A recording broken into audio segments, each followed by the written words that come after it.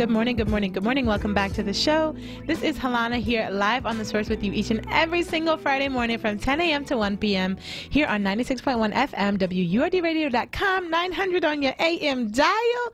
And I'm really, really blessed and honored to have a good brother in the studio here with me today, Kyle Jr. Morris, who I also know his dad very well, who actually is going to be with me the second segment, so that's incredible.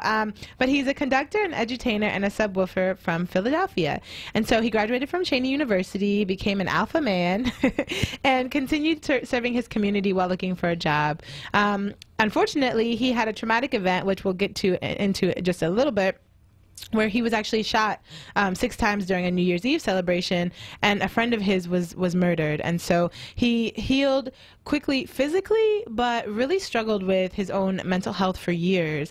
And so in spite of, severe anxiety and depression and suicidal ideologies, he served as a drop-in center manager for homeless youth, a history teacher, as well as the dean of students and a site coordinator at a credit recovery school. And so outside of the work, he began curating events that connected people to art and resources and opportunities through engaging, unique experiences. Kyle, welcome to the show.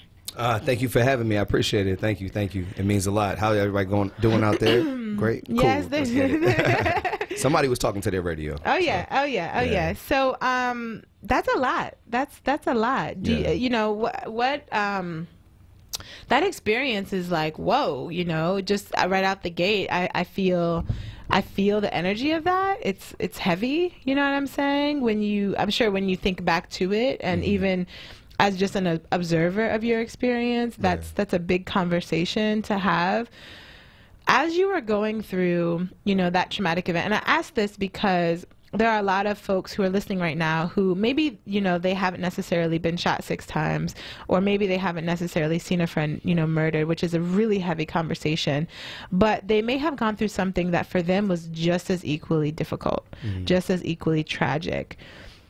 As you were going through these experiences, like, what was your rock? What lifted you up, despite like the material world of your circumstances? You know what I'm saying?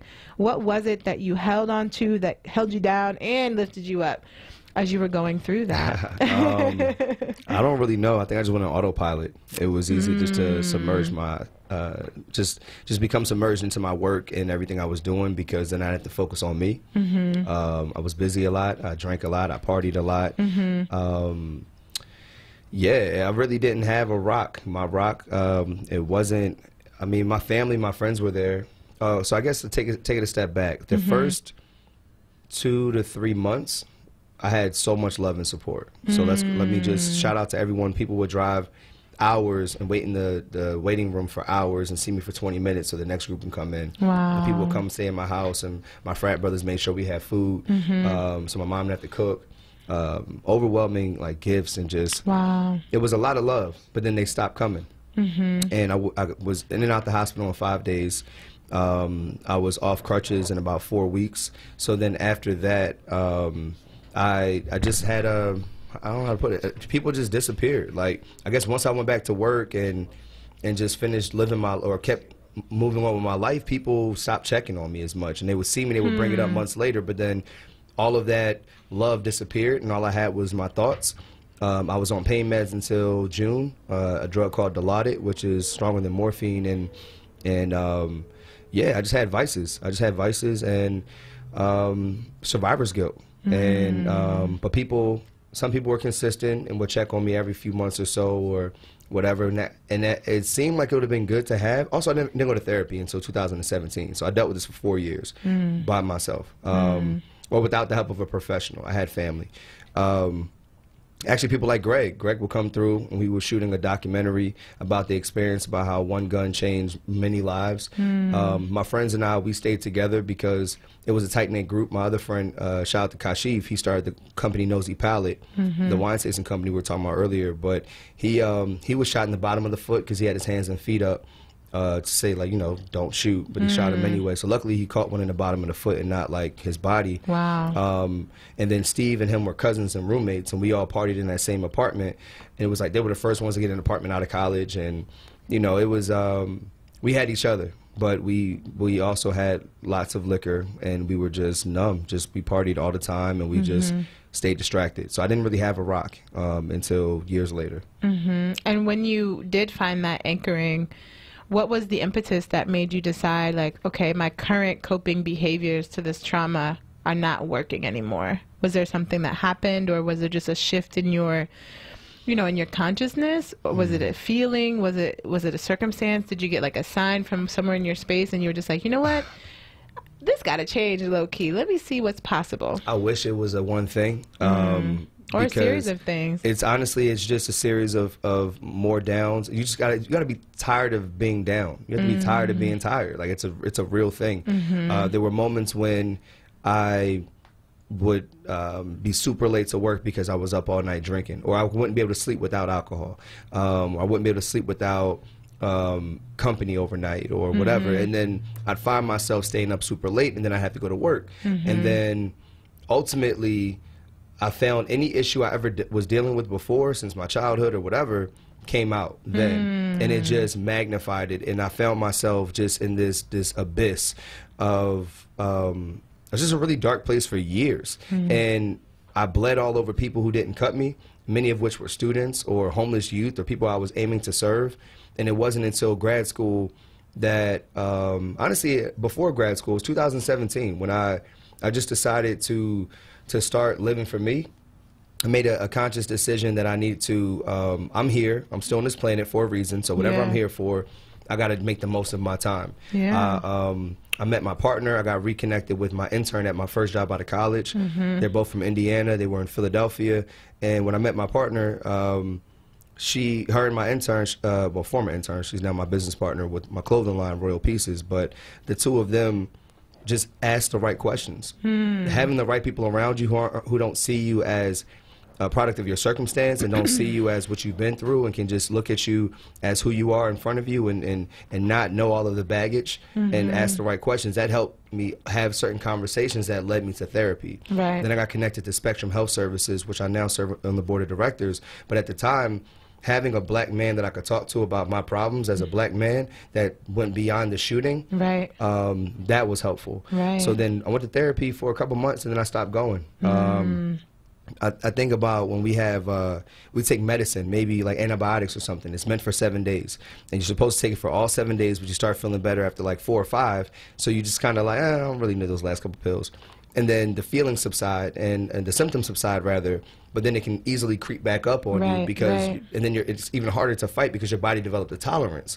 So I found myself right back in therapy about a year later for a breakdown when I was in grad school. I was doing too much, taking 21 grad credits. I just started my nonprofit. I was working in multiple schools, doing contracting work with our business. I was getting the clothing. I was doing so much, and I had nothing left for myself. And I found myself slipping back into, if I'm busy enough, I don't have to look at me. If I'm focused on work, I don't have to worry about working on myself. And I was right back in therapy for a breakdown. And yeah, so it's ups and downs, but it's been a lot more ups and downs recently. So I made a conscious decision in September to start living better. I stopped smoking certain things. I stopped drinking for a while. I made sure therapy became a part of my regimen, the same way I shower and get my oil changed, do anything else. I have to take care of my mental health as well. So, and then I just committed to a better life. You know, I just stopped making excuses. And yeah, but that's me and my own privilege. You know, everyone has their own journey. Yeah, that's for sure. Yeah. I think, and I really appreciate you for sharing those types of details, because that's you know, very vulnerable. That's deeper than the surface level, you know what I'm saying? I think sometimes, especially in the age of social media, we see folks' timeline and we forget it's a highlight reel, you know, and that it is sometimes the best moments or the best curated moments of our lives. But yet there's often, with what I find, and I do a lot of interviews, I find that there are so many stories that come before those highlight moments, right? So you're a successful entrepreneur, you know, you're an educator, you're sitting on the board of an organization that actually helps lift you up. You have a clothing line, like you have a big heart for community, right? You do these events. All of these things look and sound amazing, and they are, and yet there's so much more to the story than just what you can produce. Yeah. You know what I mean? I'm curious a little bit about what advice you would have to folks who are listening to your story and they are connecting, maybe not with the specific circumstances that you've gone through, but connecting with the pain that you felt.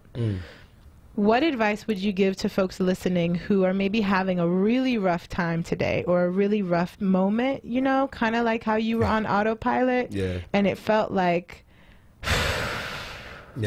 what advice would you give them?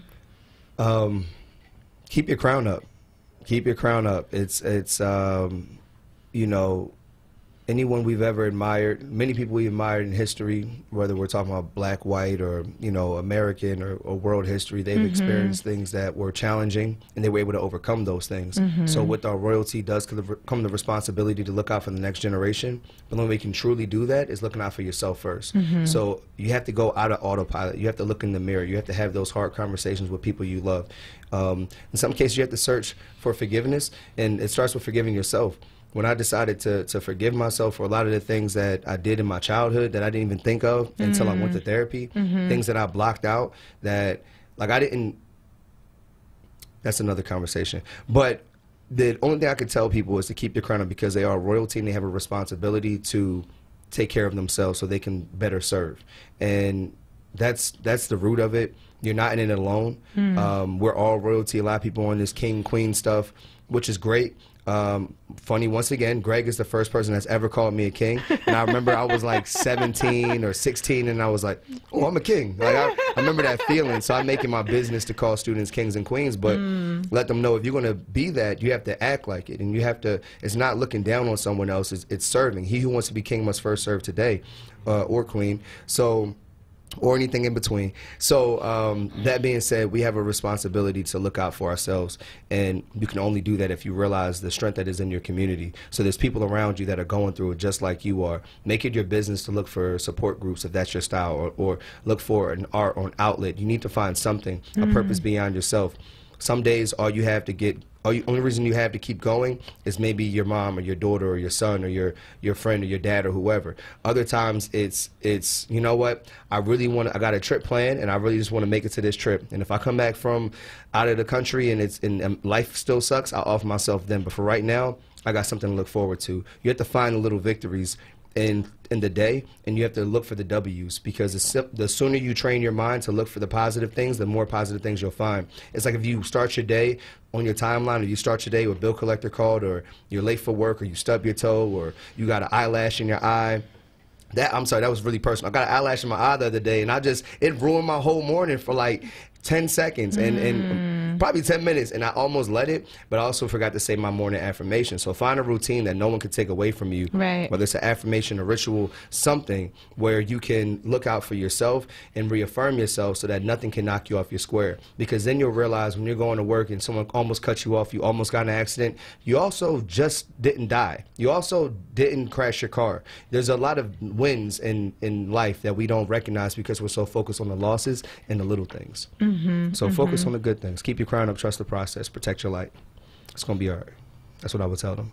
Yeah, I think that's great advice and so practical, right? Because the next question would be, how do you do that? You know? And so you mentioned a couple of things like morning affirmations, and I know you know about the work that I do, working with folks, helping them like connect back to self, and using a lot of these self-care practices as ways to build in some resiliency. You know what I'm saying? Understanding that we're not alone and we have these resources, like, let's use them. Like, meditation is literally free. You know what I'm saying? Affirmations like cost nothing. So how can we, you know, and that's my life's work is helping people to understand how to use movement and yoga and meditation, all things that can be done literally anywhere in the world at any moment. We could be doing it right now in studio. Yeah, I did it driving over here. Yeah, and like how to use these practices to build ourselves up and also keep ourselves and maintain that strength and resilience, so we can manage our emotions and not stuff them down in a way and then unpack them years later and have that overwhelming, overburdened, overloading feeling all the time. Because the one thing I know in the work that I do is like stress is literally inevitable. Everybody knows that. But it's how do we manage our stress? How do we respond to it? And how do we build up systems, routines, you know, habits, communities, little wins, celebrations? How do we actually you know, put ourselves in the best possible position so that we could do this thing, you know? So you talked a little bit about some things that you use, affirmations being one of them. Are there any other, you know, like practical techniques that you're super fond of, or you've even heard about, or you're gonna try in the future that are interesting you about how you do your self-care? Yeah, so I gave myself a challenge, and I would suggest that everyone find a way that they can challenge themselves. The challenge will look different for other people. It may not have to be a time-sensitive thing, but challenge yourself to step out of the norm of your life, to get out of that rut, to get out of the rituals that we already have, because we all have rituals, we all have habits and practices, and we all practice mental health, whether it's good or bad. So I would say figure out what it is. So for me, it was changing. In order to get what you never got, you got to do what you never did. Exactly. So I was like, all right, I love drinking, but let me not drink. Let me just see if that's a thing. Wow. And then I'll start losing weight, and then you'll find like reasons to keep doing something because of the little superficial things. But it's like, all right, cool, I'm losing weight now. You know, I was down 15 pounds in a few months without working out. Right. And then I stopped eating meat. Well, I only ate chicken and turkey, and then I actually only did that periodically, but Thanksgiving and Christmas and all of that, like my family was chefing it up and I was destroying it. So, but at the New Year I said, okay, back to pescatarian. And then January 27th, almost 10 weeks ago, I said, you know what? Vegetarian. Let's just see what this is hitting for. Wow. And it was hard at first. I ate a lot of Little Caesars. I had a lot of bread. I just like, what do I eat? And you figure it out eventually. So figure out what you can do. Start with the little things. It's this book I read or listened to, because I've actually never read a book. It's just not my learning style, and I don't say that to brag. I say that just because there's people out here who do great things and they just don't do what you do. Right. And but I listen to books. So I just listened to Atomic Habits by James Clear. Oh yeah, that book's incredible. That's an amazing book. Yes, so yes. So just learn about habit stacking and just something tangible. So if you're trying to maybe make your bed in the morning, or if you're trying to read more at night, then when you make your bed in the morning, throw a book on your pillow. Or if you want to start having a better breakfast in the morning, then okay, at night, prep it. Yeah, just prep it. Maybe just put your bowl out, or just put your pan out next to the seasonings, or some sazon or some sriracha, or whatever you get into, some Lowry's. Like, just put it out there on the table, or something healthier maybe.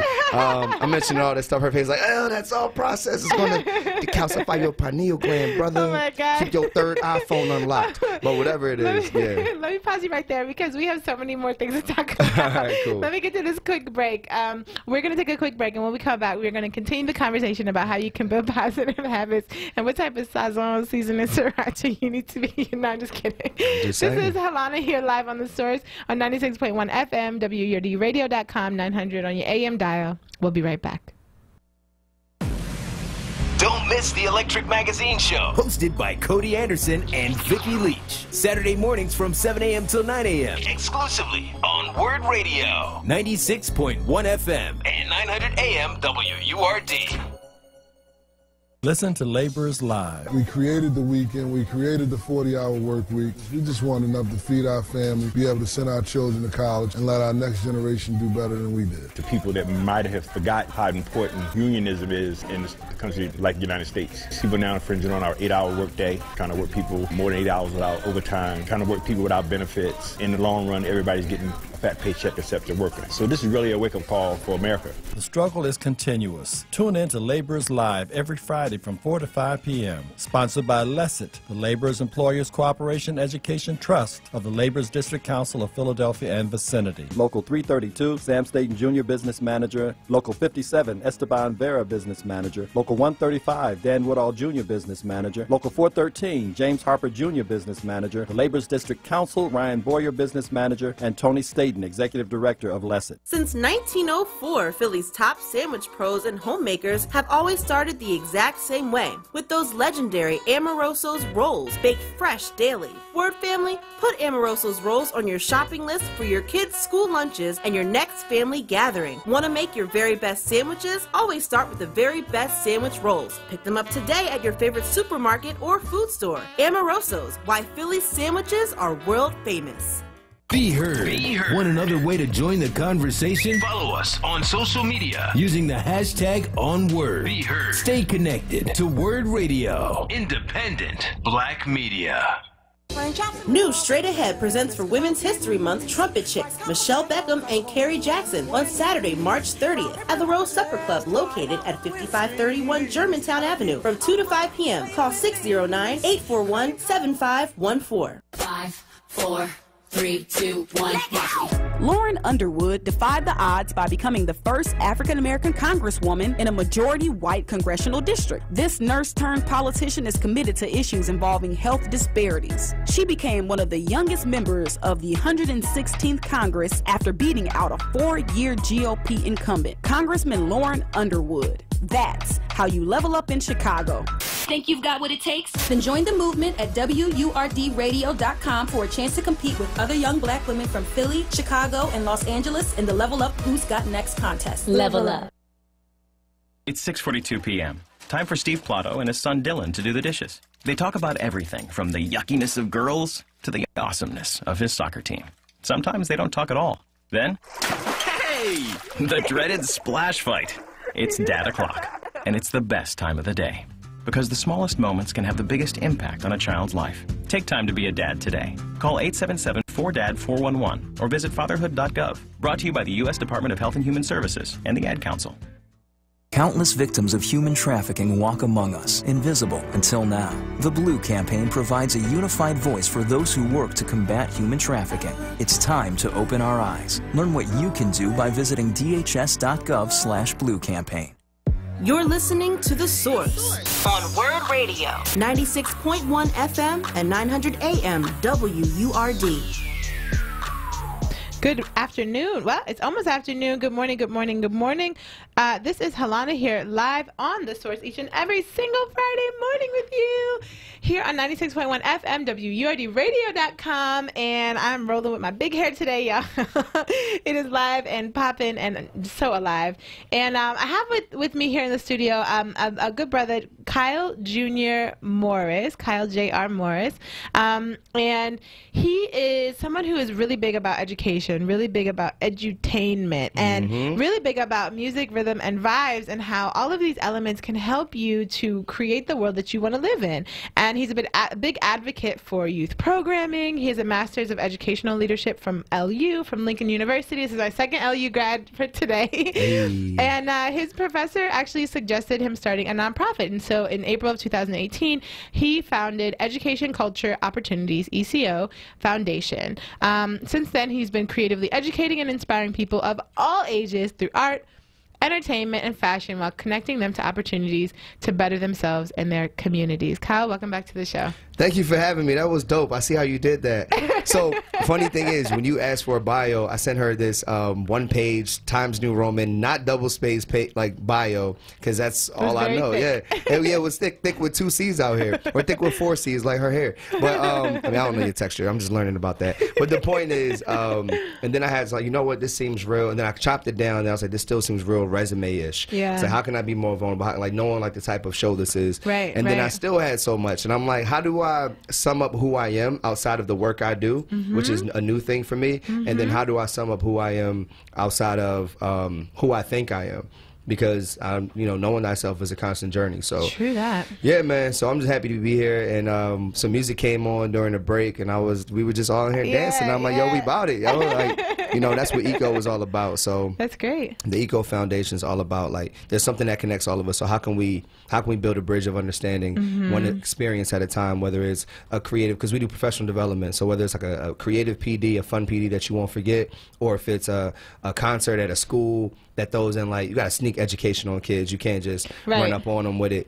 So that's what I mean by edutainment, which comes from KRS-One. And yeah, you just gotta. Yeah, I mean, boogie down. We out here, baby. But yeah, so you gotta find something. And as far as being a conductor, I've learned. So ironically, my dad was a conductor for SEPTA for like 18 years on a regional rail. And that's not why he just walked in. That's so weird. But that's not exactly why I call myself Kyle the Conductor. I've learned it's this guy named Charlie Rocket who has a podcast, or I think it's called a podcast. He has a podcast, and short version of it is he said you have to find, his name wasn't always Charlie Rocket. He had to find a name that could save him from himself. He had to be his own superhero. So for years I was J.R. Morris because my father was K.D. Morris, and being in the spoken word scene, hosting events just like him, people were calling me J.R. and Junior, whatever. So that was when I was like, you know what, I need to be my own person.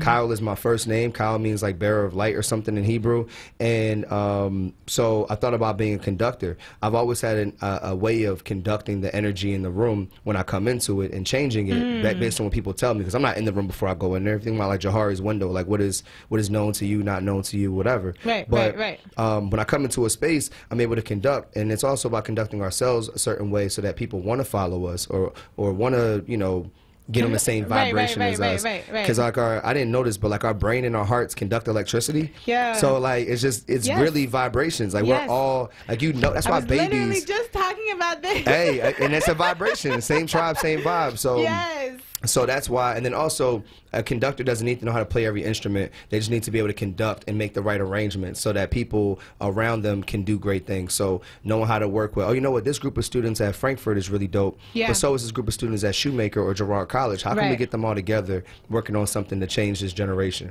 So that's how we came up with the Locker Love Challenge. So if you search the hashtag Locker Love Challenge, it's a bunch of kids putting Post-it notes and like just spreading them on random people's lockers. If, you know, our other social media challenge became the Self-Love Challenge. We had a 6-year-old direct the video in our after-school program, and it's like they're looking in the mirror saying, like, I love myself, or I love my waves, or I love, you can't see it yet because I still got my do-rag on. Like, just like 6 to 12-year-olds doing dope stuff, creating good content that inspires other people. And that's how you can conduct beyond the space that you occupy. And that's why I love being called the conductor. And the subwoofer is because, you know, there's people who are motivational speakers, and then there's a subwoofer that's going to rattle you, that's going to shake you up. Those sounds are going to go through you, and you're going to really feel them. So I just figured no one else is calling himself a subwoofer. I'm going to call myself a subwoofer. And woof, that's woof. what you do. Yeah, they out woof, here. woof. Yeah. So. No, that's great. That's great. That's great. I want to give you an opportunity to connect with the folks listening, because there are a lot of artists, educators, activists, community members, like health and wellness professionals, like folks that listen to my show regularly who are very into supporting local Black business. That, I mean, this is Black Talk Radio. This is WURD. Like, we are all about sharing and showing the love, especially to the young millennials. Right. Or the middle-aged millennials. All them Jones. Whatever. All of them. We're trying to connect. So I want to give you a chance to throw it out there. Like, what do you have coming up next? What's going on? How can people listening right now take action and connect and support the work that you're doing? Bet. So the number one thing I want to promote is this Sunday. So I know it's last minute. We do it every month. We're not sure the date yet, but it's been monthly so far. Okay. But it's called the SOUL, which stands for Sounds of Upcoming Legends Open Micro Grant. So it's an open mic where we have a few artists already picked out. So it's not like they're featured or whatever, but we just know they're coming because we want to make sure there's a dancer in the space. We want to make sure there's instrumentalists in the space. We want to make sure that we have a singer, just to balance things out. Yeah. But it's an open mic where all the money from the door and from the bar, our alcoholic beverages are sponsored, goes directly into a pot. So anybody can request funds from it. As long as you're giving back to education, culture, or you're providing opportunities for yourself or your community, you can get money back out of it. So last month we only raised $200. I sent this out to mad teachers and mad people, posted on Instagram and social media. No one seems to want this $200, so we're adding it to this month's pot. So this Sunday, from 5 p.m. to 8 p.m. at Candlelight Studios at 2930 Jasper Street, which is not too far from here, from the station, right off of 95. You come through, it's only $10. Only $10. Yes, only $10.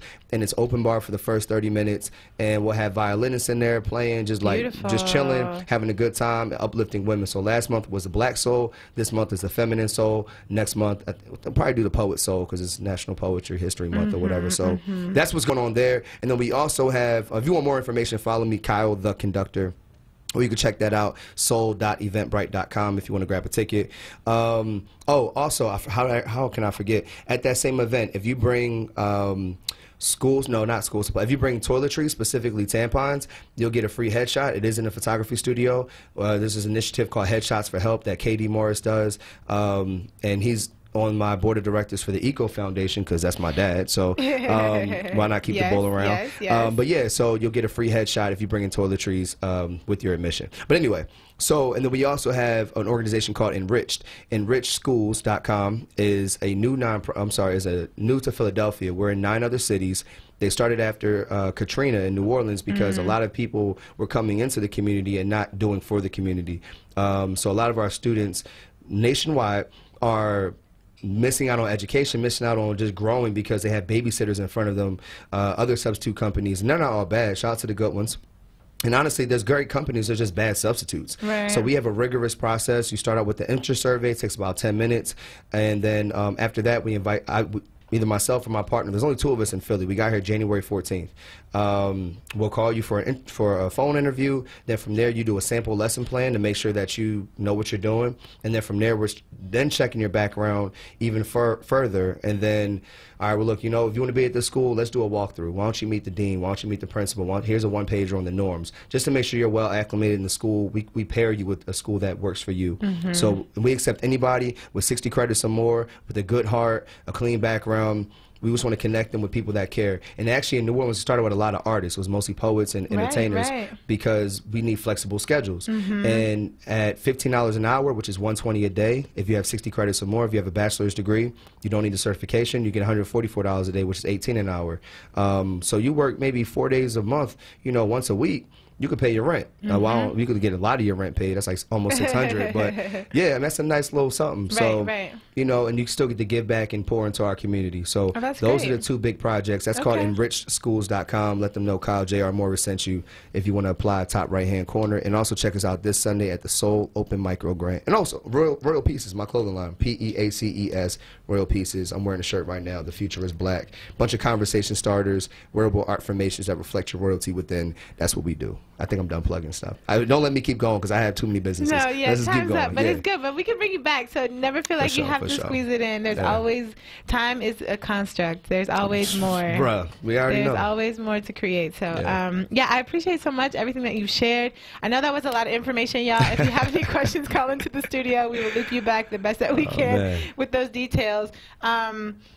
Yeah. Thank you, Kyle. Appreciate it. Appreciate your energy. Appreciate your love, and yeah, I'd love to have you back on the show, and we can go a little bit deeper, you know, and bring in some more just good vibes to the people. Let them know that there is hope, and hope is abundant, and it is real, and it is alive, and it is in action. So thank you so much. We're going to take a quick break, and when we come back, we're actually going to speak with Kyle Morris's dad, KD Morris. Y'all, we got a whole intergenerational thing. You know I always talk about that, but I also live it. Making it happen. This is Halana here live on The Source on 96.1 FM, WURDradio.com, 900 on your AM dial.